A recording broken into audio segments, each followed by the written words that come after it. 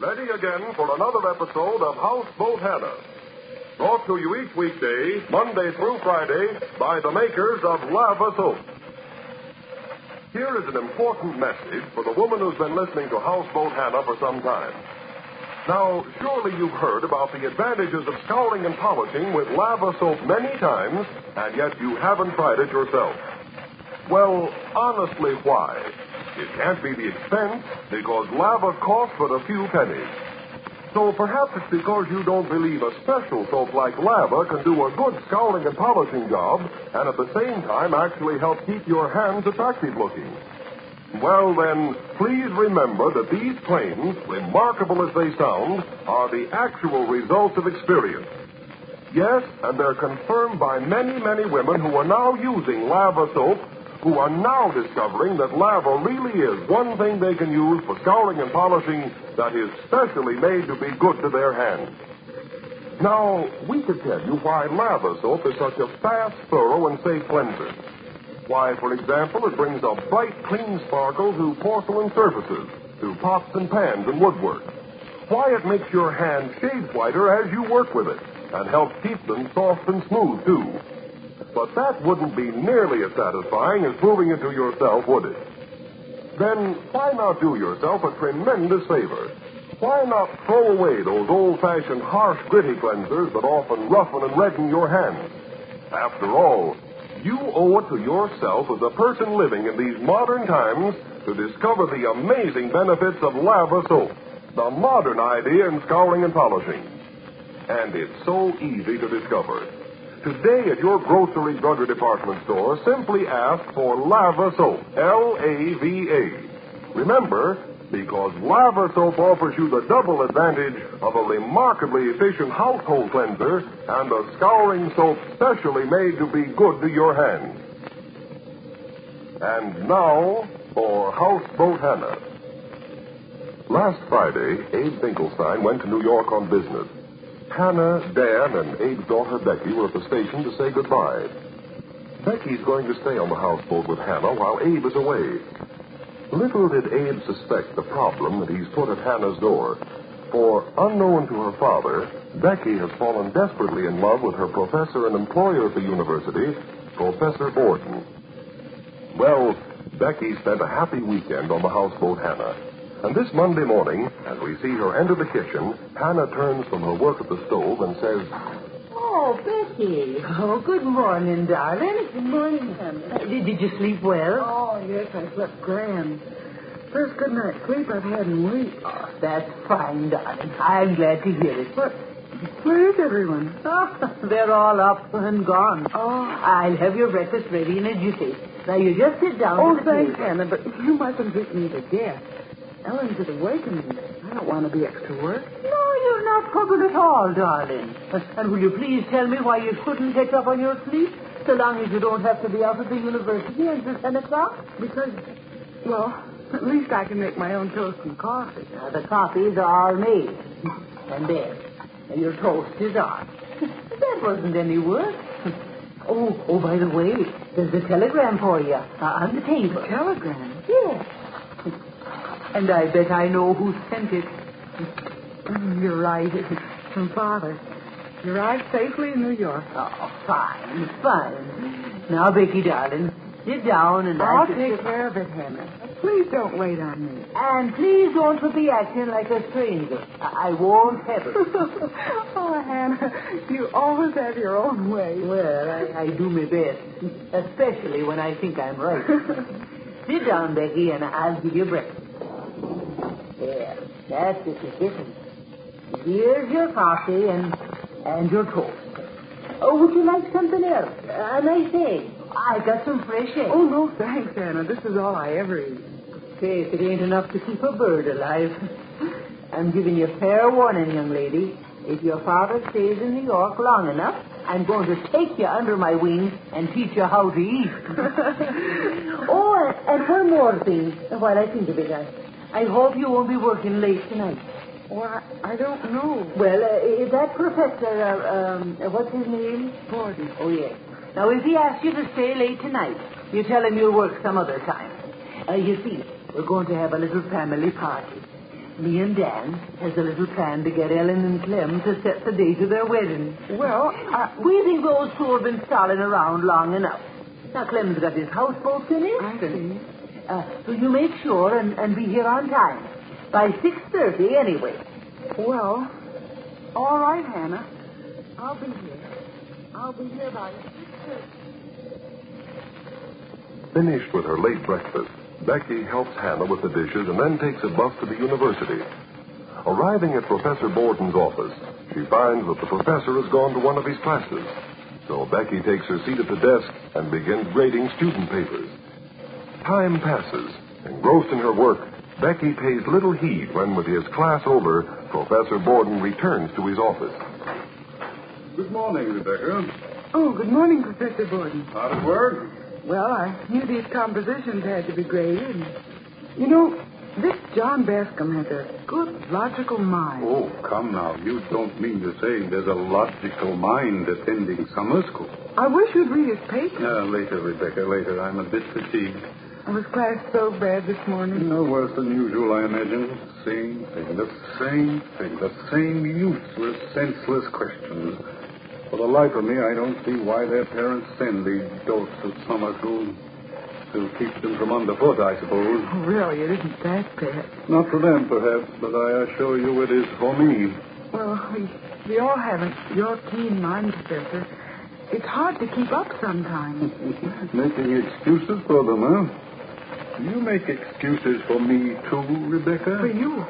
Well, I don't understand. I mean, every time I tread on your toes, and I know I do it often, do you say to yourself, now I must be careful not to misjudge him. He really didn't mean that.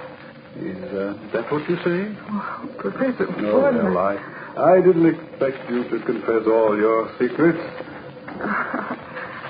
It is nice to come into my office and find you here, looking so cool and efficient. And I told you it would be like this, just the two of us away from the world. Professor, I want to speak to you about Lynn Thompson's... Bother Lynn Thompson. Bother all the pupils. How about you? Did your father get off to New York all right? Oh, yes. We put him on the train Friday, and he arrived safely. I received a wire from him this morning. Good. Rebecca, how would you like to collaborate with me in writing a book? Oh, I'll be very grateful for the opportunity to help you. Not help. Collaborate. All weekend there's been an idea working in the back of my head. It's still vague, but what I have in mind is something more than a textbook. It's something that must breed youth. And I need you to give it that spark. Well, but Professor Borden, I told you your youth would help. You're so stimulating, so vibrant. Already you brought me to the point where... Oh, yeah? Oh. Emma. Yes, my dear. I hope I'm not excused. Of course not. Come in. I happen to be driving past the university, and I Of thought... course. Oh, my dear. I'd like you to meet my new assistant, Miss Finkelstein. Miss Finkelstein, this is Mrs. Borden. How do you do, Mrs. Borden? How do you do? Miss Finkelstein. Rebecca Finkelstein. Oh. Well, my dear, Dallas Garfield, that necktie. Why did you wear it? What's the matter with it? I told you this morning. Spots. Full of them. Although I suppose it doesn't matter much here. Is that what you came in to see me about, Emma? Oh. I beg your pardon. I beg your pardon for taking up so much of your valuable time. It's not the time I'm referring to. No, of course not. I understand. What I came in to tell you is that there's a meeting at the Fortnightly Club this evening, and I'm attending. I've made arrangements for the children to dine at Bertha's, so there'll be no one at home. I hope you don't mind. Not at all. Not at all. Very well, then. I'll be home by 11. And I hope your work is finished by that time. I'll see you at 11. Goodbye, Mrs. Borden. Oh, goodbye. Miss Finkelstein. No need to remind me. I remembered her name. Goodbye. There, you see, my dear. He's that way all of the time. Mrs. Borden made no effort to conceal her dislike for me, did she? Oh, don't let that bother you. But she's never seen me before. Why should she dislike me? Because you're helping me in my work. She's afraid you will give me something she's consistently refused ever since we've been married. Something she's refused? But I have no intention of replacing No, her. of course not. Certainly not. You and I've settled that. I'm only going to help her in your work. So there'll never be anything personal between us. She has a small mind, Rebecca. A small, mean mind. Well, let's forget about I'll her. never be able to forget the way she looked at me. She must hate me. Rebecca, before we were interrupted, I asked you to collaborate on a book. Oh, yes, Professor. And you agreed. Well, I'll do all I can. You mean work, a great deal of extra work. Oh, I'm not afraid of work. Good. Then, shall we start tonight? Well, I do. We'll have dinner together and then... Oh, now, let's talk of this. After dinner, we can go to your apartment and plan our work. Oh, that's an excellent idea. We won't be disturbed. Here, the cleaning women will be in and out, and my home's out of the question. Well, how does the idea sound? Oh, I'm sorry to have to refuse. Oh, but... come now. You're not turning down my suggestion because we'll be alone, or because your father's in New York. Oh, not at all, but you see, a friend of mine's getting married, and there's a dinner here. Oh, see. Well, then, we'll do it tomorrow night. Professor Gordon, while Father's away, I'm not living at home. No, you're not. I'm stopping with friends down in Chanticleer Floor. I'm living on a houseboat. On a houseboat? How interesting. Oh, please, Professor Gordon, don't look at me like that. It wasn't my idea. It was Father's. He refused to go to New York unless I stayed with his people. I couldn't do anything else. Naturally not. Well, that takes care of our book. Oh, no, not at all. I want you to write it, and I want to help. We'll find a place to work. A place where we won't be disturbed. I know we will. Where is that place? Oh, I don't know, but we'll find a place. We'll find a place. True Professor Borden, playing on Becky's emotions as though they were a musical instrument, has put her in the wrong, has made her feel that she's failed him, has indirectly told her that by moving to the Houseboat Hannah, that she's standing in the way of his work.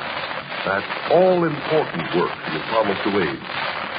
Loving him, pitying him as she does, driven from emotional pillar to post, Becky promises to find a place where they can work undisturbed. But where will she look?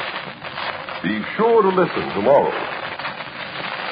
Now, just a few more words for the lady who hasn't yet tried lava soap for scouring and polishing. When a lot of money is involved in buying something you've never tried before, it's smart to hesitate. But when it's something like lava soap, which costs only a few pennies, and which offers such great wonders in keeping your household bright and clean, and at the same time in helping to keep your hands white and smooth, why, then it's just plain common sense to give it a trial. Yes, and all Lava asks is a trial. Once you try scouring and polishing with lava, and once you see how good this special soap is to your hands, then you be the judge of whether you want to continue using lava or whether you want to go back to old-fashioned, gritty powder cleansers so often the cause of rough red hands. So remember, today at your dealers, ask for lava soap. One thing you can use for scouring and polishing that is specially made to be good to your hands. What does Becky mean about finding a place where she and the professor could work in peace and privacy? Be sure to be back tomorrow when we bring you another episode in the light of Houseboat Hannah. Until Tuesday, then, the makers of Lava Soap bid you a friendly goodbye.